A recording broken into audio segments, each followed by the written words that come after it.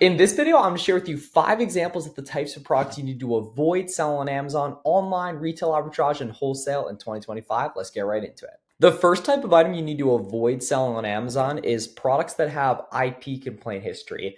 IP complaints stand for intellectual property complaints, where basically the brand owner of this specific item, because with online, retail, and wholesale, we sell products that already exist. We don't create our own products, where they basically kicked everyone off on listing. Luckily, it's actually really easy to go ahead and identify this. Taking a look at this product right here, we can initially see it actually looks like a pretty good product. It has a bunch of reviews. It also has a 10K bestsellers rank. You want to stay below 100K or 200K bestsellers rank typically when you're a beginner. Interestingly enough, this listing actually doesn't have a buy box. Do not automatically avoid stuff without a buy box. Stuff without a buy box can still totally sell. Typically what it means is just Amazon thinks it's more expensive elsewhere on the internet, which typically makes it a pretty good online arbitrage product. How you actually tell exact examples of IP complaint listings is actually by scrolling down here on SellerAmp to take a look at the charts on a specific item. And then you want to take a look at like the all-time and the 1-year data to see if there's any really sudden drops in competition,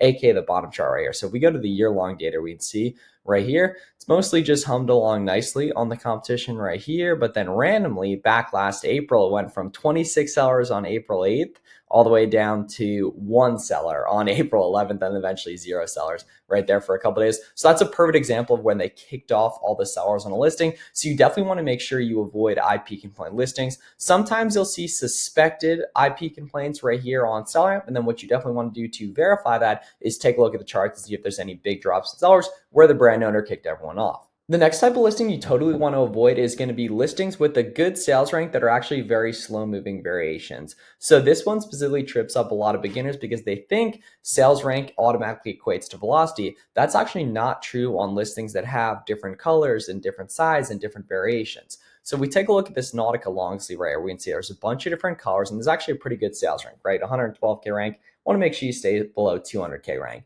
But the key is that when you change the variations, the sales rank doesn't change. But what does change is going to be the specific chart on a product. So we scroll down and take a look at this listing. We can see that there's a very, very blocky offer count. And that's going to be the main driver of telling how well something sells when it does have variations. It's going to be how often the offer count's jumping up and down. We can see on this listing here, literally between January 12th and January 22nd, it didn't really change at all. So that's very, very slow movement. And the key is that that trips up a lot of beginners because it has a good sales rank. So there's nuance on this, and that when there's variations, you have to take a look at the offer count movement on a specific product to gauge whether or not it's moving quick. So this specific example is something that sells very slow, even though it looks like it would move very quick. We take a look at the navy size small, for example, or navy size medium, a lot more common, most likely just based on the color here, right? We can go ahead and refresh this and take a look at the SellerAmp data on this guy. It's most likely moving a lot quicker. All right, now we got this loaded up here. So we take a look down here, we can see much different story in terms of the chart on this specific product, a lot more activity, a lot more up and down movement on the offer count. This is an example of the type of product we would take, and it's literally on the same exact listing. It's just a more common and fast moving variation. The next type of listing you totally want to avoid is going to be items where Amazon's on it, but they're not sharing buy box. Do not automatically avoid listings that Amazon is selling. You just want to automatically avoid listings Amazon is not sharing the buy box on. So once again, the way you go ahead and do that is we scroll down here on the chart and we can see, taking a look here, it is Amazon dominating the entire way. We can see Amazon's right on the buy box. The offer count is super, super blocky. And I want to show you guys a side-by-side comparison of what that looks like with listing you can compete with Amazon most likely. So if we scroll down on this listing, we can see even when Amazon was in stock on this product, the offer count's totally moving up and down like crazy. So we can see there's a lot of offer count movement on this one, which you probably would be able to compete with Amazon. And there's basically no offer count movement on this one, which is very, very blocky and probably the type of thing you want to avoid right here. So avoid listings that Amazon's on, that they're holding the entire buy box on, that's super blocky, and definitely look into test ordering listings that Amazon is sharing the buy box on that has nice consistent offer count movement. This next one is a really important example, especially if you're a newer seller. So I do not want you to automatically avoid listings that have a private label alert on SellerAmp. We can see it says suspected private label. This product has a few historical sellers, which is a sign it could be private label. The key is could be private label, not automatically. every listing that has low competition is automatically going to show suspected private label. So what you need to do is match up whether or not the brand owner is dominating the listing. So if we scroll down to the chart here, we can see there's actually a bunch of other sellers on this right here. And then we just need to identify and make sure they're not all the brand and that there's consistent sales history on this item, which I can see is the case. So if we go here, we can see, yeah, none of these are Jellycat right here. So we can see this is a third-party seller listing here.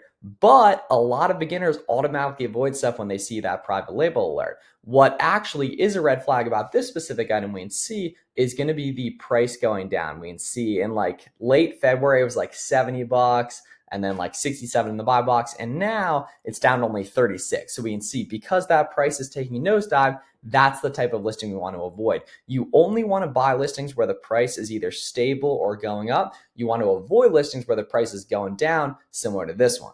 And another thing you want to avoid is not only listings where the price is going down, but also listings where the competition is going up. You want price either stable or going up and competition either stable or going down. On this specific item here, in like early February, it had like 6 to 7 sellers, and now it has like 14 sellers right here.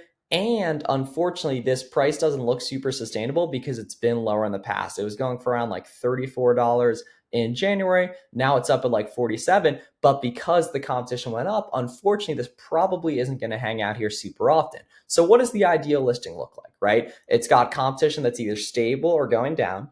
It's got a price that's either stable or going up in a sustainable manner, right? There's no IP complaint history. It's not private label. It's not dominated by the brand. Amazon isn't dominating the whole buy box, and there's no IP complaints on that type of item that you want to go ahead and take a look at. We also have a bunch of live product research videos on our channel too that'll fill you in on the exact type of stuff you do want to be selling right there as well. But in general, you want to avoid what I just mentioned and aim for listings with $3 plus profit per unit, a 30% plus return on investment, and an under 200K BSR. But more importantly, not just the BSR, but also good, consistent offer count movement, therefore to make sure it's not a slow moving variation. And then if you're a beginner seller, you want to make sure you are not doing manual sourcing on random websites that you haven't made money from. Start out just doing storefront stalking at SellerAmp, finding good listings that are already selling well on Amazon, plugging them in on Google, and then figuring out what discounts you can use to make those listings good. That's where beginners go wrong, is they think that they're just going to find products at profitable prices. It's actually very rarely the case.